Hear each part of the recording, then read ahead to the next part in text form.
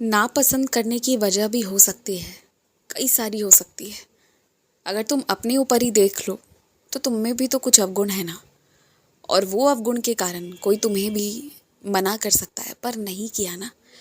उसको परे रखकर तुमसे प्रेम किया, तुम्हें जगह दी, तुम नाराज़ हुए, तुम रूठ गए तो तुमको मनाने का प्रयास किया। तो जो तुम्हारे साथ किया गया है, कम से कम वो अच्छा बर्ताव तो दूसरों के साथ तुम्हें भी करना होगा। ये सीख लो, दिल तोड़ना, किसी को अपशब्द कहना, किसी की आंखों में आंसू ला देना बहुत आसान है, 2 पल में कर सकते हो। और उसके साथ साथ मिल रही बद्दुआएं, उसे बटोरना भी आसान है। लेकिन आशीर्वाद लेना, सबके दिलों पे राज करना कठिन है। लेकिन तुम देखो ये समय कैसा है कि तुम्हारे लिए आशीर्वाद बटोरना बहुत आसान है और बद्दुआएं लेना कठिन है। ये स्वभाव है तुम्हारा। बहुत अच्छे हो तुम, बहुत प्यारे हो तुम।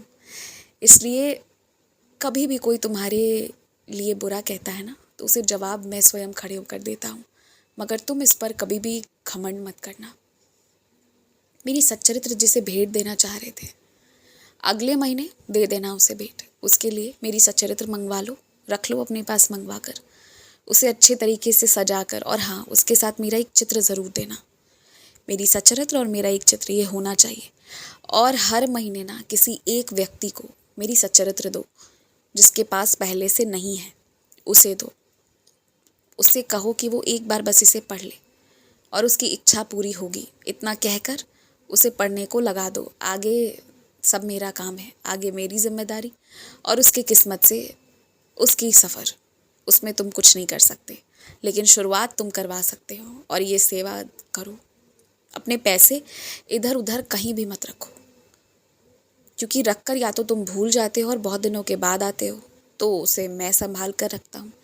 और नहीं तो कभी किसी इंसान को मन कर गया तुम्हारे साथ फरीब करने का, तो कोई इधर उधर कर देगा, तो खामखा परेशान होगे। बहुत मेहनत के पैसे हैं तुम्हारे, मुझे पता है, अच्छे से पता है ये बात। इसलिए अच्छे से ध्यान से रखो, खर्च कम करो। जो दिखावा करना चाहते हैं उन्हें करने दो दिखावा, तुम उसमें अब साथ मत दो। किसी दिखावे में साथ देने की ज़रूरत नहीं। अब तुम केवल उतना ही करो जो तुम्हें दिल से लगे कि करना सही है, बस।